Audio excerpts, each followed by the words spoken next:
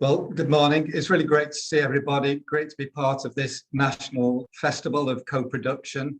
I'll be joined today by colleagues, including volunteers Val and Viv. They'll be speaking to you shortly, and from Matthew Lanham, who's one of our provider partners. First of all, if you're not familiar with the territory, Cheshire, Western Chester is that area in the northwest of the country, to the south of Liverpool, and adjacent to the Welsh and Shropshire borders. I don't know what images that conjures for you, but you may be familiar with the city of Chester, maybe less familiar with the industrial towns of Ellesmere Port, petrochemical centre, with numerous market towns, which also have an industrial heritage, but now primarily often dormitory towns to Liverpool, Manchester, to Staffordshire. With 350 square miles, a third of our population live in rural locations. The population is aging, and more than half of adults live with more than one long-term health condition. So designing and delivering a project that meets that kind of range of communities, locations, is a challenge for Brightlife, a challenge for anybody trying to design and deliver a service. But it's a great place to live and work, and we have lots of great partners. We have many super volunteers who have helped to deliver the Brightlife project, and we're really pleased to be a part of this event. I think what I want to do is to talk a little bit about how important we feel co-production is in commissioning. And we started with a philosophy and practice right from the beginning. And there was a bit of a byline along the way, which was it was for older people, by older people. And we've tried to keep that at the heart of the project all the way through. First of all, hopefully most people are aware that the Aging Better project was set up to tackle social isolation in the over 50s. It seems fairly obvious when you're commissioning, you say that it's what it's for, that providers will come to you with solutions for that. Often we had to get around people's understanding of what social isolation meant, how it factored into loneliness, why that particular age group. And 5, 6 years on, people have a much better understanding than they did, and we feel we've contributed to that understanding. The aim was always to make Brightlife person-centered, and we've wanted to include people who would use any activities, attend activities, access services, to be at the heart of the way things were designed, developed, delivered. To help us achieve that, we felt in principle that we should train older people to be our commissioners, that we bring people in with lived experience.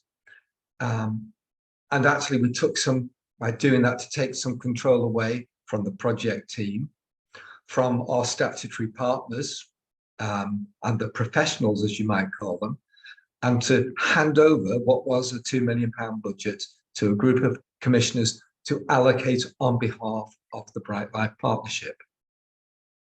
We broadly split our commissions into 2 areas: key commissions, of which we commissioned about 12, totaling around about 1.3 million. And that was done in a more traditional way of trying to come up with a specification based on known characteristics, issues, demographics, and appealing to providers to come forward with their ideas and solutions to meet that criteria. Separately, we developed a Bright Ideas innovation, and co-production is very critical to this, because it was important to accept that commissioners don't always have the knowledge and the ideas about particular communities to set out the right specification. And therefore, we could say, look, we've got this issue of social isolation. You out there know your communities. Come forward to us with innovative ideas, suggestions, and sketch those out for us and bring it forward, and let's see whether that brings some common ground, that we can design new, different, interesting, imaginative approaches, and let's test out whether they work. And invited people to apply for funding on that basis, and our older people commissioners would assess those and then decide if the idea was worth allocating funds to. When we talk about diversity and our diverse communities, this very dispersed rural, urban, city geography is not one homogeneous set of people, experiences, and needs.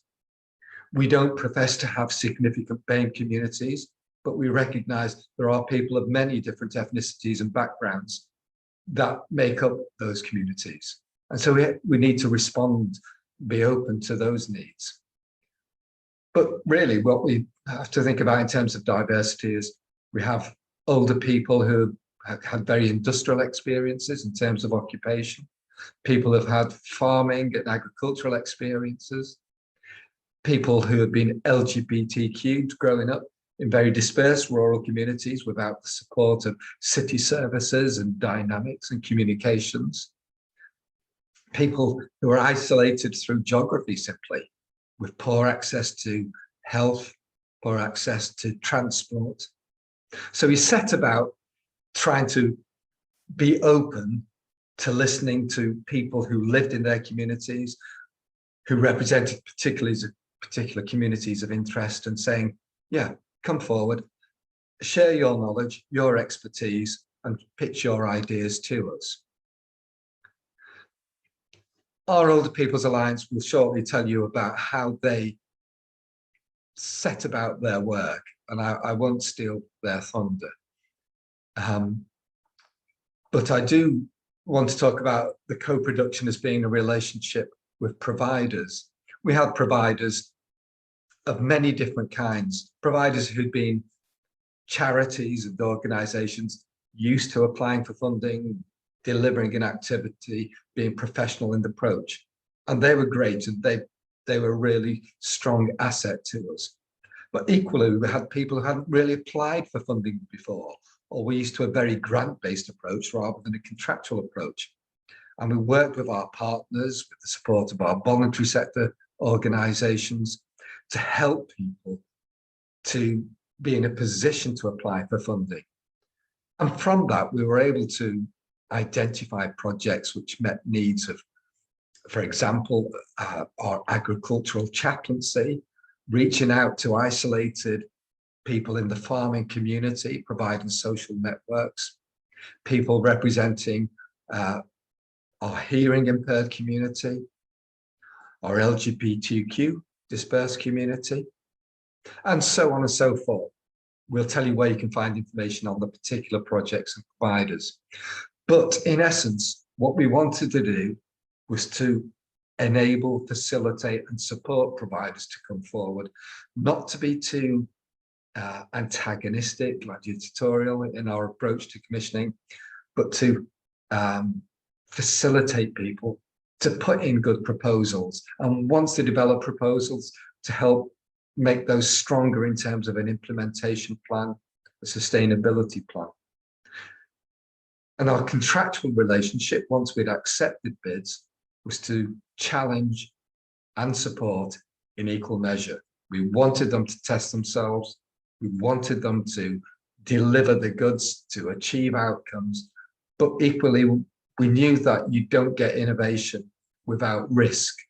And we tried to balance our understanding and our relationship.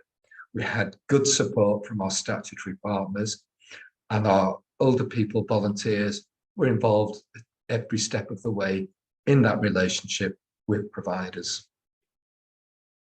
Most of all, we knew part of our role was to gather learning, to harvest evidence about things that worked and also things that didn't work. And that's why we're really pleased to be part of this toolkit, developing a national resource that other people can tap into, not just about working with older people, not just about addressing isolation, but really looking at how to do things differently, how to put co-production at the heart of everything that you do. And we see it as part of our legacy, part of our responsibility to share that.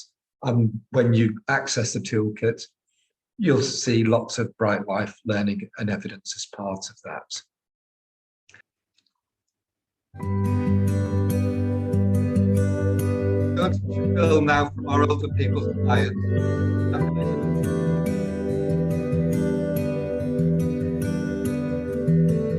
The Brightlife Older People's Alliance are a group of older people volunteers who play a big part in making all the decisions about how the projects run. We needed people who understood the issues for older people, but also understood how to make organisations work, how to spend money wisely and intelligent. And above all of them have got that lived experience. For many years, I'd been a member of the Older People's Network, and we had discussed the loneliness and isolation of older people who can't get out of their homes. And so I was hoping that when Brightlife came into being, it would actually solve the problem. Once we started with the OPA, it was a tremendous experience because so many people had worked with older people, were there, but they were also all older people. So they understood what Brightlife was really all about. 4 years down the line, it's so successful. And now these people are being referred by their doctors to Brightlife, who are doing a fantastic job. I had a career in local government, so I ended up as a director of a local authority, and then I retired about 10 years ago. I did a lot of commissioning work, so we were responsible for the full range of commissioning, preparing contract documentation, doing interviews and then monitoring contracts and so on. So although they were a different sort of contract, I think that was probably a good experience that I could help the team with. Before this, actually, I'd done 22 years in European policy and funding, and prior to that I'd been dealing with marketing. So the mixture of those two, the ability to actually look at projects critically and see exactly what we thought needed to be done actually for the older people in the area, and the marketing, trying to actually move this through, get the message out that older people have a lot to give. My professional experience, which goes back rather a long way, is primarily to do with the commissioning of buildings. To be able to use those skills again for the benefit of other people, this building here particularly for our community here in Weaver, it's just great, and I just keep going.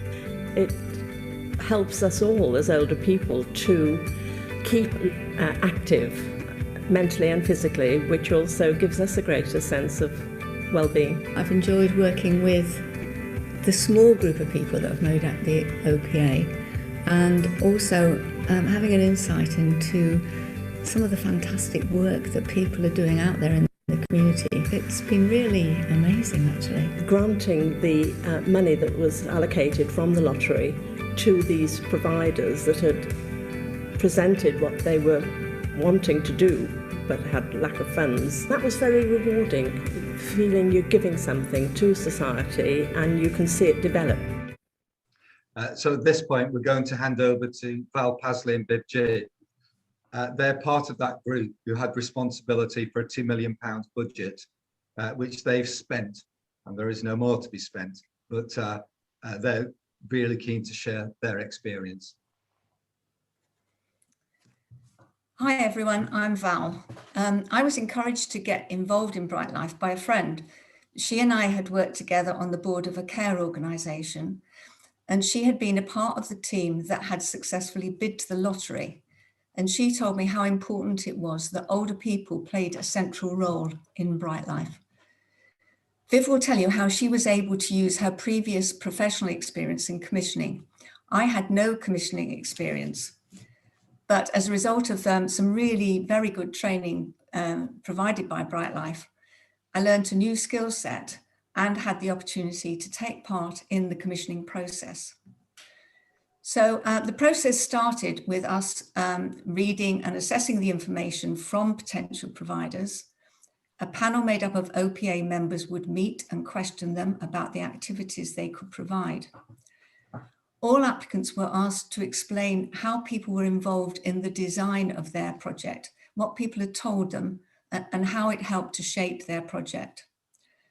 After the initial round of commissioning, we decided to change our approach from seeking providers who could deliver a specific service to inviting them to tell us what they could offer to meet our objectives and the different communities, the needs of their different communities. This was one of the ways we learned about the views of the different communities to inform our decisions about which projects to fund. Once the contract was agreed, we would get regular progress updates at meetings, and we also took part in contract meetings with providers. One of the projects I worked with was Silver Rainbows, which was set up to support older LGBT people. I joined them for their first practice when they had decided to set up a choir, which subsequently became very successful and self-sustaining. Another project I worked with was the Neuromuscular Centre, and Matthew will tell you later how they embraced co-production in the design and the delivery of their project. So what did we learn? We learnt many things from our commissioning experience, but I just want to mention how we worked with the Brightlife Partnership. The OPA were active members of the partnership, as Chris has described actually, and we attended all the meetings. When it was first explained that we would be responsible for commissioning, there was concern from a few of the professionals. I think the question really was, were we really up to the job? After the first cycle of commissioning, our decisions were presented to the partnership and some of them were rejected. This was quite a critical point in the whole project. OPA members were understandably angry and upset, and it led to the resignation and loss of a valuable member. This was clearly a governance issue, which had to be resolved to establish the OPA's right to decide and award contracts, and that the role of the partnership was to scrutinise and advise, but not overturn. As time went on, the partnership came to support us and to respect and value highly the work we did. So now I'm going to hand over to Viv. Hello everyone. I thought I'd start by telling you how I got into Brightlife. I'd been retired for a year and had been invited to the Brightlife launch as I was on the committee of the Cheshire Older People's Network. I sat next to the marketing manager, and as I had previous marketing experience, I was invited to join the marketing committee. This led to me becoming the chair of the Brightlife Older People's Alliance, the OPA, and becoming involved in co-production and commissioning. And this meant I was able to build on the previous experience of, as I mentioned before, the European project commissioning and assessment that I'd had, and so was delighted to be able to keep on with that and develop those skills via Brightlife. Baz told you about the OPA's involvement in the commissioning process, and I'd just like to add a few more random thoughts. First, on the project applications. The test and learn system, which meant we could react quickly to things and change things quickly, really showed its worth when OPA realised that the key commissioning application form needed tweaking. One major change driven by OPA was to put the summary of the project at the beginning of the form, as previously we found that you could get through the form and not really have any real idea of what the project was actually going to do. Also, during the panel interviews, OPA would drill down and establish sustainability and suitability. Now, on sustainability, we really wanted this embedded on the projects from day one, because this usually gets left till the last minute and panic sets in about how a project can continue once funding ends. And also, I think that some applicants thought that as we were older people, that they would get an easy ride. No such luck. We were determined to get good projects for the older people in Cheshire West and made sure that we got the information we needed to enable us to do just that. So some project applications were very much that dash for cash, with applicants trying to carry out their own agendas rather than Brightlife's objectives. OPA members were easily able to spot this, and it was made very clear that funding would not be given on that basis. However, we did have one big organisation that once the project got going, they wanted to go off in their own sweet way, and so OPA supported Brightlife in instigating a parting of the ways. And on contract management, during contract management and visits to projects, we needed to be mindful of not treading on the toes of the contract manager. We were often asked for advice on how to deal with things during those visits, and so to be very clear that this was not our role, as it could have caused problems with contract management and the law. This wasn't always easy, as inevitably we did have ideas and thoughts that we could contribute, but we held fire and talked to the contract manager about what the issues were so that they could deal with them. And finally, as far as OPA representation goes, every effort was made to ensure that OPA was broadly representative of the Cheshire West 50+ demographics. However, we did recognise that we couldn't represent all older people, and so a wider community consultation to identify needs in which OPA were involved was undertaken. However, being older people ourselves meant that we did have a handle on the issues that older people face around social isolation and loneliness. And in fact, being involved in OPA meant that we were addressing our own feelings of these issues by seeing the projects in action and meeting participants. So it was a learning and involving experience for us also, and very rewarding. Thank you.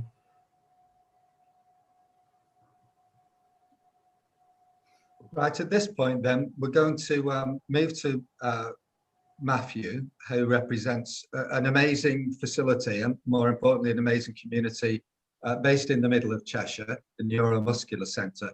We've got a little film just to preface that, which will, pictures, play 1,000 words, and then Matthew will pick up on some of the co-production experience and challenges and views that he has. So we'll look at that film.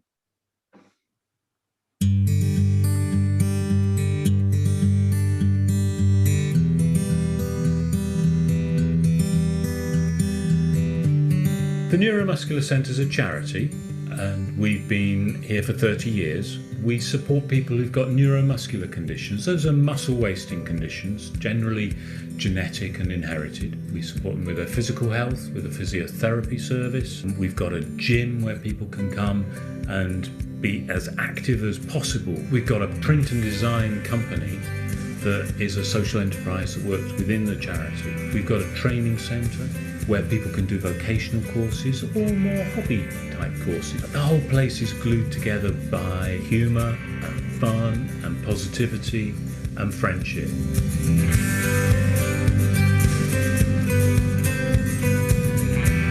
I've been coming about 5 years. It's very relaxed. We have a lot of fun because we've a lot of banter going on with different people. Without it, I certainly wouldn't be as mobile as I am now. I really appreciate being able to come here. It's a real family atmosphere, community, everybody helps each other. I think it's going on for 16 years that I've been using the centre, and I know I definitely would not be walking now if I didn't come here. People don't just come here for physio, or they don't just come here for hydrotherapy. They can actually socialise, meet new people, and so they become less isolated. Brightlife were amazing because they gave us the opportunity to add that social strand to our work. We created projects to connect people within our community. People were given the opportunity to run workshops to share their knowledge with other people who are affected by neuromuscular conditions. The Connect Up project is funded by Brightlife, and it's all about bringing people with a long-term or neuromuscular condition together to try and reduce social isolation amongst people over 50. Having that sort of social network is really important to both reduce the feelings of isolation, but also to enable people to learn new skills, reconnect with new people, and just share their experiences of life. The centre has all sorts of people from all walks of life that have experiences of muscular dystrophy. It's not the negative place you might expect it to be, it's just wonderfully positive. People are helpful, friendly, and at the centre there is a massive sense of community spirit. So we're going to hand over to Matthew directly now. Welcome, Matthew. Thanks very much indeed. Thanks, Chris. Thanks, Lynn. I don't think in my time with the Neuromuscular Centre, which is 16 years, we've had quite such a coming together of of culture and ethos with a funder, as we did with Brightlife. And being asked to speak today and talking in preparation with Chris for today, I've reflected a lot. And I guess it's our shared belief in co-production that meant that our relationship was so productive. And when I say easy, I don't mean undemanding, I just mean we were on the same wavelength. All that said, when I first kind of read the phrase, the word co-production, I balk. You know, my immediate reaction is, well, you mean there's an alternative? You know, in what crazy world would people be so patronizing as to create projects, events, services, whatever it might be, in the belief that they're somehow more professional than the people for whom these things are directed at. And so, you know, it's not a phrase that sits easily with me. It's a culture and ethos that I can't imagine an alternative to, though. So I hope that makes sense. You'll have seen in the film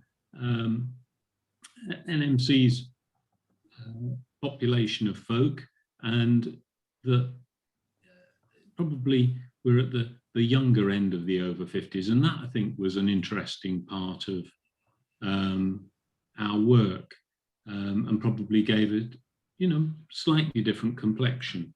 We were often talking about people for whom their condition had meant they'd have to give up work early, and were still in quite raw from that experience, but with lots to give. So I prefer respect your fellow human rather than co-production. That's my point.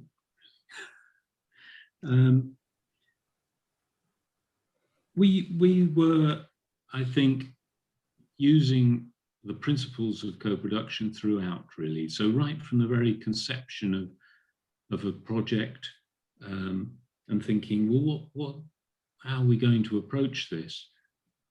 We are by nature the kind of organization that's involving. We are a team of staff team. Half of the staff team are people who have muscular dystrophy. Half of my managers, you know, we're blended all the way through. And so it's kind of our nature to be talking about how might we do a new project together. But in this case, the big deal was that we, for the first time, were going to open up a whole strand of social connecting activities that previously had only occurred by chance. Now they were going to occur by design. And so what was that design? It quickly emerged that people in our community, as I'm sure would be replicated in those that you're more familiar with, have got a heck of a lot of skills. And we sort of brainstormed down a load of ideas for workshops that people in our community could run, for example. Because that was the way we were thinking. That this isn't about providing an entertainment or a stimulus from outside our community. This was about drawing out the skills and strengths of people who came here affected by muscular dystrophy. But this little brainstorm gave us the following potential workshops. How to make Christmas cards, fossil hunting, photography, how to plant and nurture sunflowers, dealing with difficulties swallowing and adapting your diet accordingly. Yeah. The range was quite extraordinary. So you've got mutual support stuff, you've got learning new skills stuff, And the fact that there was to be co-production meant that people felt needed. And isn't that the key to so much in life? And haven't we just learnt that in the last year so much? It never crossed my mind that the project manager for this within NMC would not be somebody who themselves had a neuromuscular condition. And we are, as I speak, we're on our second project manager since this began. Both have been people with a neuromuscular condition, the latter being Sarah, who you saw speak at the end in the film. We became intertwined with Brightlife on another level. You heard about our graphic design and print business. And because we understood each other's ethoses so well, it was quite natural, I think, that Brightlife themselves started to use our own graphic design company for their own printing and design needs. And that, to me, added another level of co-production and mutual understanding.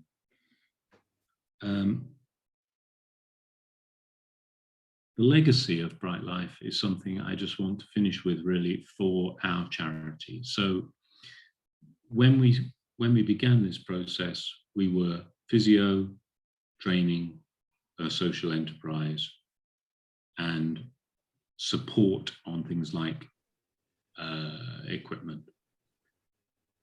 We now have social, friendship, rewarding opportunities for everybody in our community, because post Brightlife, we've brought that to be everybody of all ages in our community, because there were, and we've got that now as a big part of what we do, and it's part of everyday life. And God knows where we would have been over the last 12 months if it hadn't been for where Brightlife had brought us to, because most of what we've been doing over the last 12 months has been keeping people's head above water, keeping people bobbling along through social activities, through friendship, through stimulation, online workshops, and it has been a lifesaver for people in the last period. So I hope it's given you a flavour, and I'm very happy to talk about more themes or elements of what we've done in the question and answer session that follows. But thank you for the opportunity to talk a little about NMC and our relationship with Brightlife, and how co-production is right at the core of that. Thank you. Thanks, Matthew. That's really insightful. I think for those people unfamiliar with the Aging Better programme, the whole ethos was about test and learn. What could we be innovative with? What could we do differently? What works, what doesn't work? And we're really pleased to be part of this national production toolkit, because it enables us to pass on a lot of our resources and practices and ideas into a toolkit which will have some longevity and application generically beyond our own initial target group, over 50s and social isolation. And that body of learning has come from people like the Older People's Alliance, from this network of providers, over 50 providers that we work with, from the Brightlife team delivering all aspects of the programme. And I'm conscious that one of our commissioning managers who helped to review, adapt, design the programme, Mandy, is here. She's taken forward some of that learning into the lottery and the way they're doing things. So we're offering now some top tips. I'll just comment on some of these, but these are amongst the kind of resources that you find in the toolkit if you go to it. So if we can go through that first block, first of all, volunteer commissioners' work. And you can take that in two ways. One, you can put them to work and they work really hard, but actually because they want to.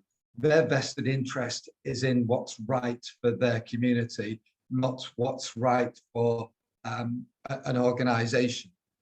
or a business, and they have a distance from some of those pressures that as the funding body that we might experience. But they work because they do have that reach into communities. They do have that lived experience. They bring things to you that even in a well-established team within a local authority, clinical conditioning group, or project like ours, that you can't always have yourselves. Secondly, I mentioned all the ears and the eyes out in the community. I don't think we would have got all of our projects like the Sparkle Cafe for the hearing impaired, the Fab Weld using retired welders to train other older people and young people. We wouldn't have had our Silver Rainbows LGBT community and choir. We wouldn't have had those if we'd have set out a straightforward specification. We wouldn't have addressed some of the gaps that were there, like trying to encourage men to come into projects. So all, the ideas, the imagination is outside. The challenge is one, to get people to articulate it, to present it, and to shape it. And if you're genuine about co-production, you can help and encourage and facilitate that. And our approach with contract management was always to review and to adapt, not to say you said you'd deliver this, you stick to that. What are the outcomes? Have you met your performance indicators? If not, there's knocking this off your budget. It was always to try and find a way forward and to adapt in time.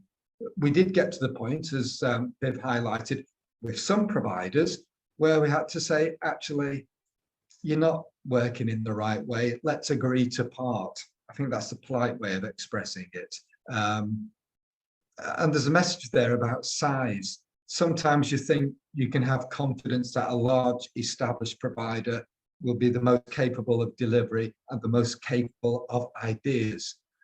I think what we discovered are our biggest failures were with the biggest and most established organizations, and our best successes sometimes were with the smaller, innovative, local people who could adapt, wanted to respond, could move more quickly and easily. We'll have the next block. I think co-production isn't just about the spec and the delivery, it's all aspects. I think we involved older people and we encourage providers to think about their participants when looking at marketing and also in evaluation, to build in evaluation from the start, which captures the views of people participating. We also use co-researchers in far more formal evaluations.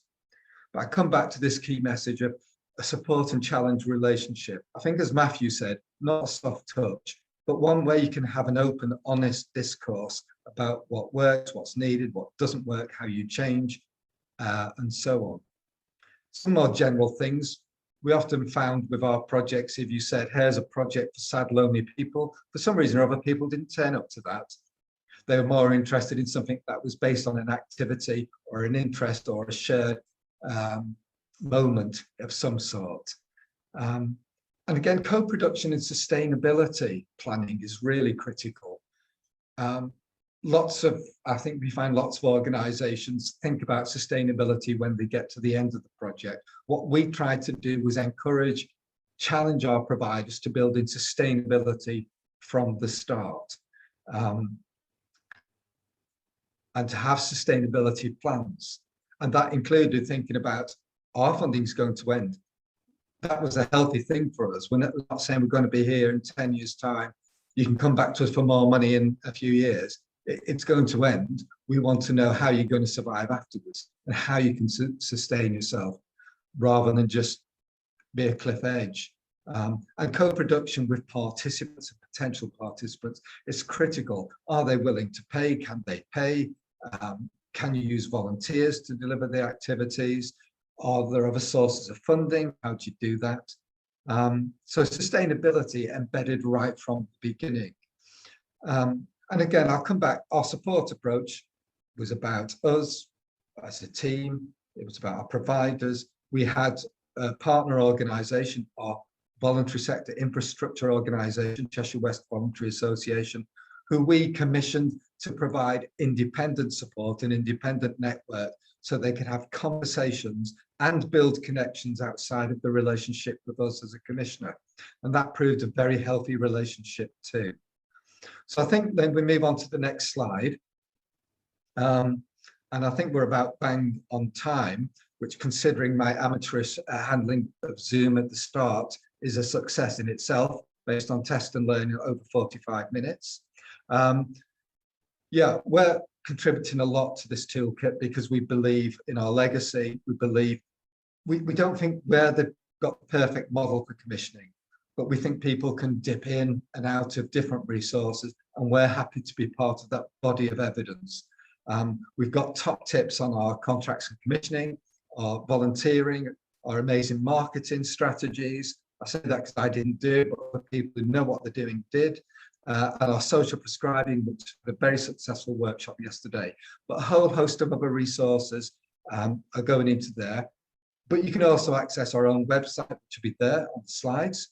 And linked into that is all the formal learning reports for those who have an appetite for the academic side of things, some of the individual reflections of providers, video testimony from participants, from providers, from partner organisations. We have our own YouTube channel, and you'll see some of the stars you've seen today featured in many of the films there.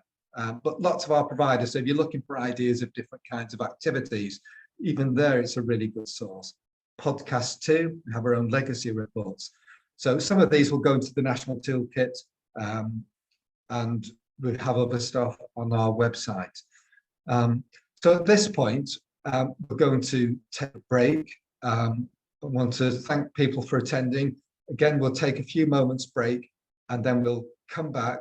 I know people have been posting comments in the chat, and there'll be other questions possibly coming, and we'll open up the mics where it's relevant and helpful so people can have their own voice and speak directly to the panel or to each other. I'd like to invite anybody who'd like to ask a question to raise their hands. You do that through the reactions bar at the bottom, and just raise a hand. Would anybody like to, I've just got one question in the chat, but would anybody like to start us off? Anybody like to raise a hand? Okay, I'll pick up something from Anna in the chat. Just bear with me. This is from Anna. Excellent range of expertise provided by the OPA.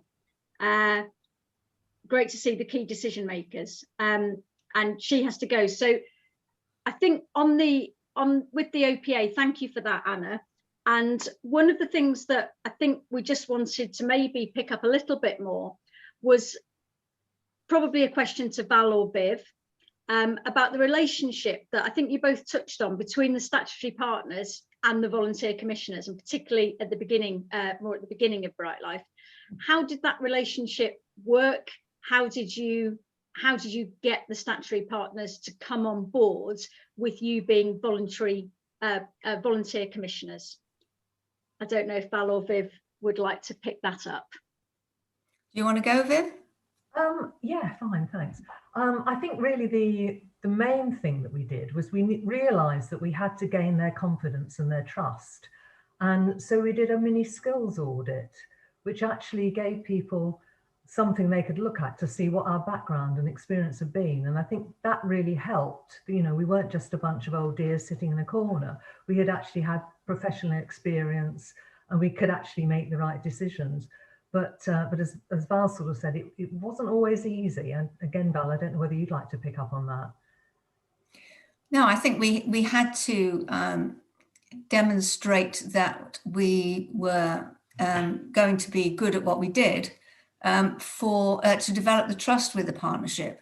And I think that's what we did. You know, we obviously, as time went on, things improved, and actually at the end, as I said when I was speaking before, we had some fantastic praise and recognition from members of the partnership about the work that we've done.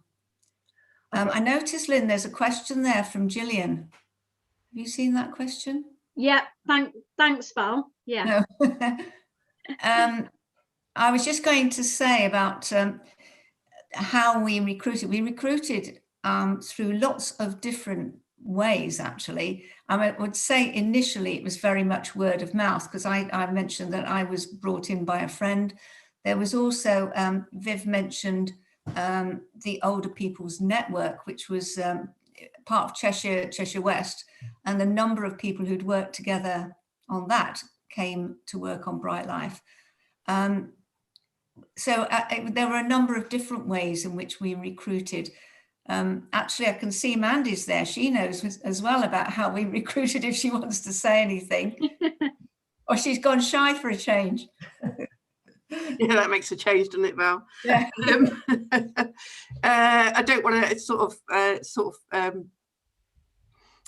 jump on your bandwagon here, but yeah, if it's any help at all, then yeah, a real variety of ways, through advertising, through word of mouth, through working with networks that were already established amongst older people, working with statutory partners to get the word out there. So yeah, as many ways as we possibly could.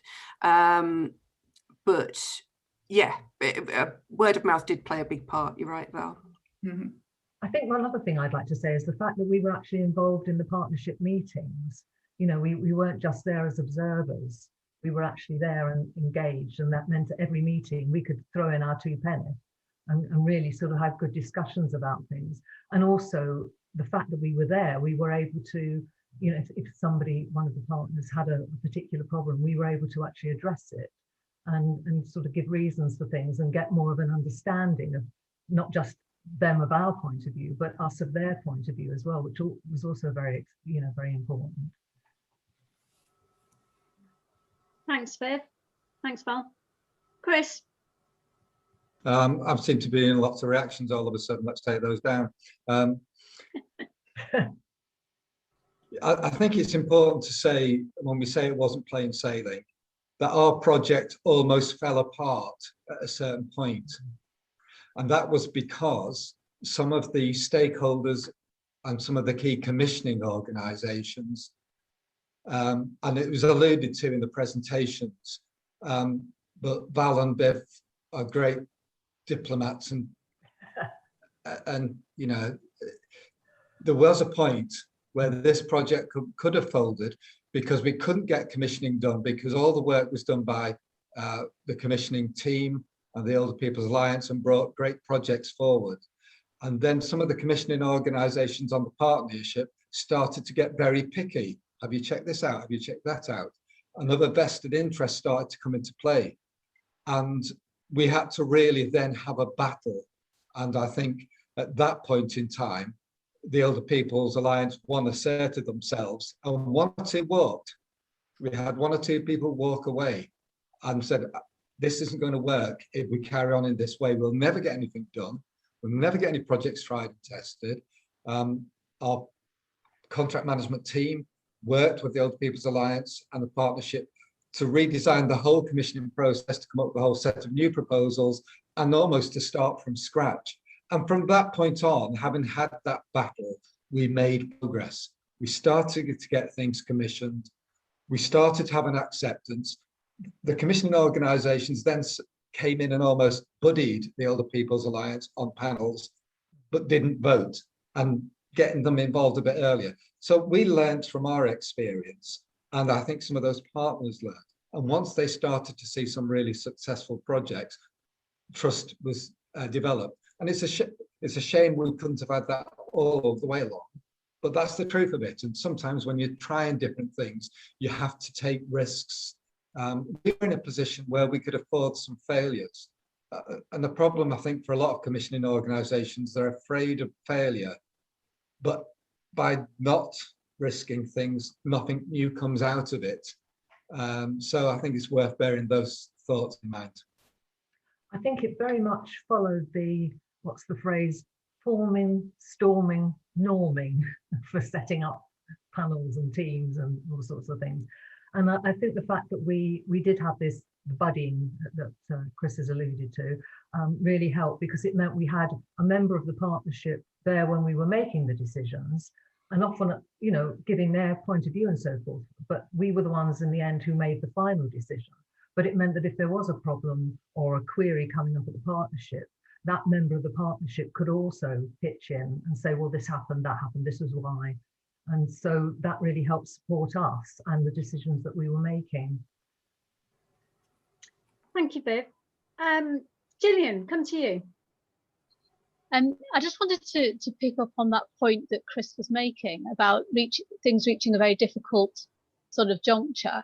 And I just wondered, what had you thought in hindsight, anything that might have helped in terms of preparation work with the partners that might have avoided things getting to that stage? I mean, it may be that that might have been inevitable, that, you know, it had to kind of reach that point and work through it. But is there anything that you could identify that perhaps should have been done or could have been done with partners to maybe prepare them for this different way of working? Because clearly they were struggling with it, from what you're saying. Val? Can I jump in there? I think when I spoke before, I said it was a governance issue. The governance on the decision making wasn't clear. I think that was so. The people who rejected those early decisions that we made they weren't clear about what their role was. We were quite clear about ours, but they weren't clear. And I think that is the thing. Everybody has to understand where the responsibility lies, where the decision making lies. And I think if we'd been clearer about that in the first place, we wouldn't have had that problem.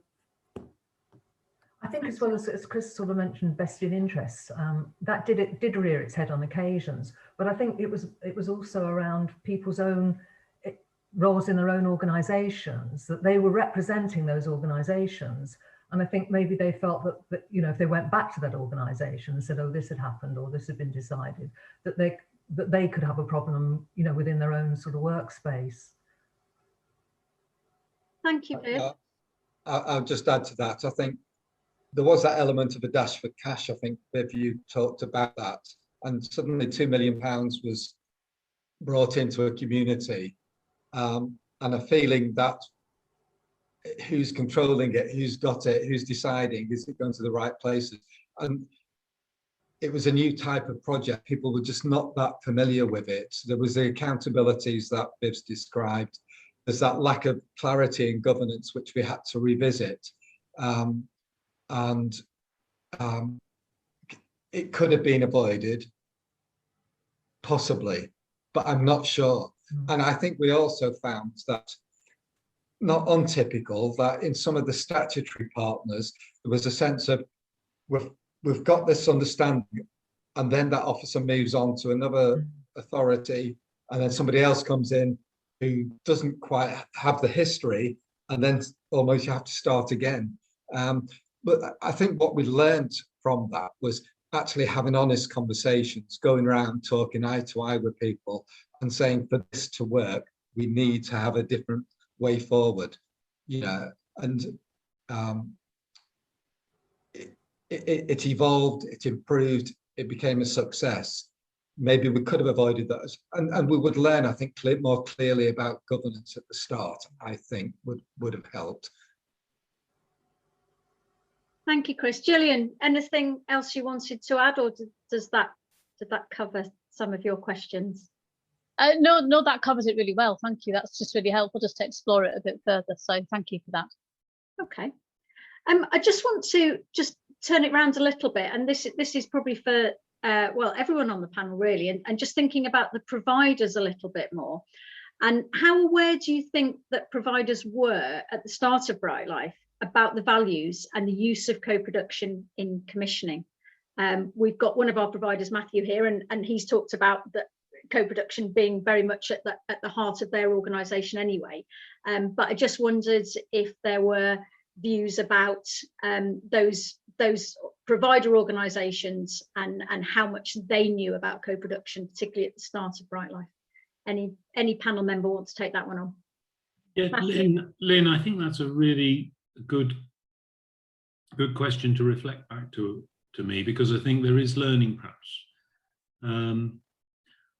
When we first came forward with it was a very small project under the sort of Bright Ideas, which was the Bright Life pots for smaller projects. I think we had at that point no real conception that co-production was something that was really embedded in Bright Life, and so our pitch would have been just like we would have pitched to any funder. We would have, you know, I'm being honest and frank, we would have read the guidelines and applied those and done a presentation accordingly. But I don't think we majored on the co-production element in that pitch. But by the time we came forward with Connect Up, our sort of bigger project, you know, we involved, there were, on our presentation team, were people who were very much part of our community. They weren't fundraisers pitching, it was very much a co-production from NMC. So by then the penny had dropped, I think. So I don't know how, I mean, again, I tend to think it's about the language. The title, it's not something when you're reading guidelines that leaps out at you and says, this is what it means. And I don't know how better to suggest that be done. But I think if you're commissioning and your co-production's a big element, somehow, some way, got to find better ways to really shout about it. Thank you, Matthew. Any other panel member want to add to that? I can see we've got Jackie wanting to add a question, but any follow up on that, Chris? Yeah, I was only going to say that in revising some of our processes and the paperwork and the guidance, after the first round of commissions, we had a feeling that maybe people didn't understand. People would say, oh, we did this survey last year of 5 people or whatever, and they tell us this. And really weren't in the here and now about it, or even, you know, trying to think about co-production as jargonistic. If you say person-centered and try and evidence that, you get perhaps a clearer response. So I think we do have to manage jargon. We had briefing sessions for our providers to try and explain some of these criteria, to try and get them into a conversation with us as commissioners about it as well. And we deliberately put into the assessment framework, you know, tell us how you applied co-production principles when designing your project, how you will sustain this as the project progresses, the marking for that, how much marks it gets, and doubling the weighting on it. That tends to draw people's attention when you start to do those things to some of those challenges. Thanks, Len. Thank you, Chris. Val, did you want to add to that? Oh, no, let Jackie come in with her question. It was just a comment from me. If you want to go, that's fine. Am I going? Yeah. Go on, Val. I was just going to say, when I first started on Bright Life, I wasn't familiar with the concept of co-production. What I was familiar with was, oh yes, we've got to have the voice of older people. But it was a kind of token thing that I'd seen, and I just was not interested in being involved in anything. As soon as I knew we were going to have the money, I knew we were going to have power. And then I was interested. That's all I wanted to say. Thank you, Val. Viv, I'm going to come to you just to finish this bit, and then we'll go to Jackie. Great, thanks. All I would say is, as I've mentioned my experience on European projects, and I can't think of one European project where we had co-production. It was always, here's a specification, this is what we want, and it was top down. So wow. This was a really, brilliant experience for me. So just wanted to say that. Thank you. Jackie. So I work in Cheshire West. I support the People's Choice Group, which is a sort of self-advocacy group for people with learning disabilities, adults with learning disabilities.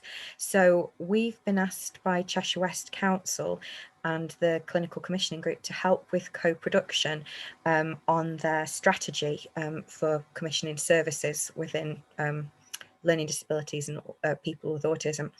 And I suppose my question is, how do you make sure that you are, I'm very aware that it can be tokenistic, and I'm very aware that I don't want it to be. How do you make sure you're involved in a co-production way rather than just a consultation way? How would you describe the difference between those two things, and how do I make sure that my group are properly involved? Yeah, that's my question. Great question, Jackie. Thank you. Shall I just start and then I'll pass on?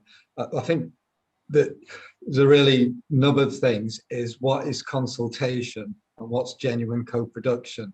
And I think I was trying to say earlier on, as commissioners ourselves, or as organisations who have commissioned or do, it's easy to say such and such a resident survey 6 years ago said this, or we've had one Zoom session which anybody was invited to, but maybe nobody went to, or that there was an extensive consultation of which 1,000 digitally connected people were able to contribute the views, but others who may be really affected weren't. I think it's how you, again, expose yourself as a commissioner to working with the potential providers who might be there to deliver the capacity, to explore that at the start and think about how do we reach and get the views and ideas, what creative ways can we adapt and include, and how can we in our specifications spell that out. That's what we're going to look for evidence and interrogate that evidence a little bit. But that's just a starter there. Happy for any other panelists to contribute. I think it's a two-way thing as well. When you've got consultation, if you're doing consultation, then if you're feeding things back to the people who are involved and try and get that kind of dialogue going. But I know that's not always possible, particularly, you know, if bids are time bound and that kind of thing. But the worst thing is if you do a consultation and people give their views and then they don't hear any more. So it's kind of how you get over that. I think I would want to know who ultimately is making the decisions, because there's nothing more frustrating than you doing putting in a lot, and then somebody goes off and makes a decision that doesn't have any bearing on what you've done. And I think I'd want to be very clear who ultimately was making the decisions that you were involved in. I think another way is making sure if you can get people physically together. Obviously, in these current times, that's not possible. But we often found that sandwiches and cake and tea, would smooth the way, and then you got people talking, and that you got people talking amongst themselves, and then we kind of spark off of each other, and so you get other things kind of coming out of it. So rather than a paper or a computerized sort of questionnaire, that if you can physically get people in the room, you get that energy going, and then something good can come out of that. Thank you. Jackie, does that help answer some questions? It does. I think we're along the right lines. As an organisation, I can't imagine any other way of working than co-production. I didn't ever know it was called co-production until recently, but it's just the way we work. And yesterday we had a Zoom meeting, but we tried to have lots of different people involved in lots of different ways before the Zoom meeting, so it was almost a presentation of feedback rather than the one-off feedback session. So I think, to me, it means ongoing and making an effort to include lots of different people in lots of different ways. And also, to pick up a couple of other of your points, it's the commissioning team from the council that are actually engaging with us in this and are really great. So I think we're along the right lines. So I wanted, without knowing much about co-production, I guess I kind of do, like I say, just without realizing it was. So I think we're along the right lines. So it's been really helpful today. So thank you. And if I could just add to that probably less than a year ago, well, no, just over a year ago, just before the pandemic hit, the council put together a new commissioning team. Myself, some of our OPA members and some of our providers went along and a training session to the whole commissioning team of the council. So we hope that encourages people to think about the issues. And we know it's a challenge financially for funding authorities at the moment. We know it's a challenge in terms of priorities, but I think in a crisis, if you co-produce, you've got more of a chance of success than if you make decisions based on what your instinct tells you. Thank you. It's surely about honesty in the commissioner, isn't it? It's saying these are the parameters, these are the givens, these are, I must do this. Now, is there enough leeway left in specifying something? I'm sort of drawing on your example, Jackie.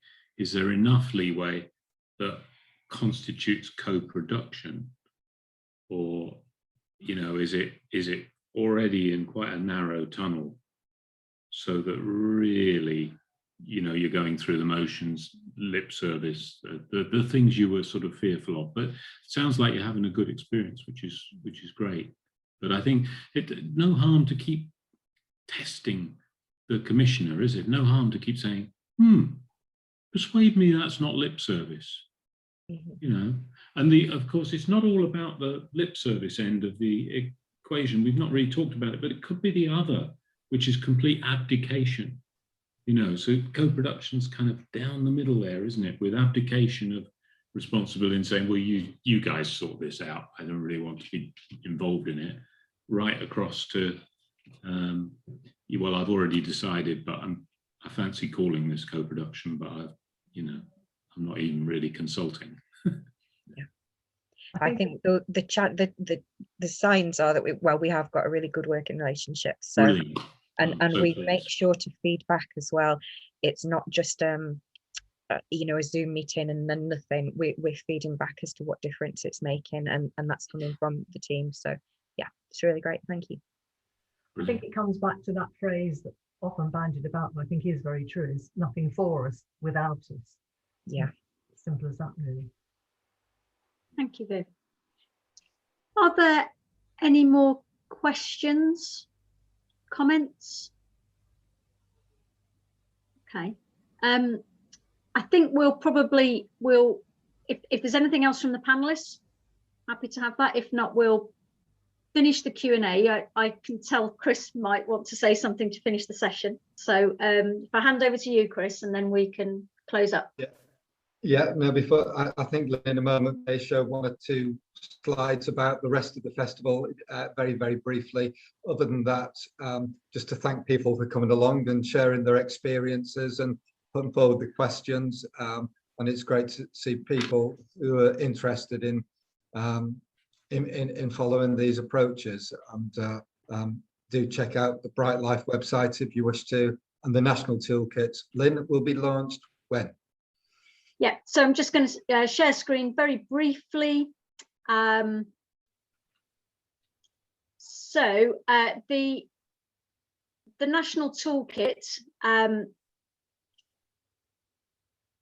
that the co-production festival and the Aging Better teams across the country have been working on. So I understood there were some places left this afternoon.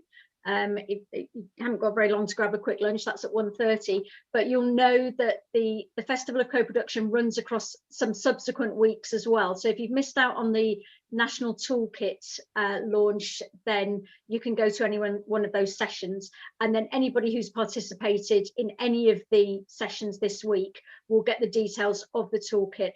And all the work that's gone into that, I think will be really useful for things around people wanting to do more co-production. And then finally, just a little bit there about a couple of other sessions that are running. There's a session this afternoon, Network and Natter, and then there's the End of Reflections and Celebration tomorrow at 12:15. So that's it. Thank you very much for joining us, and we hope you enjoyed today's session. Thank you.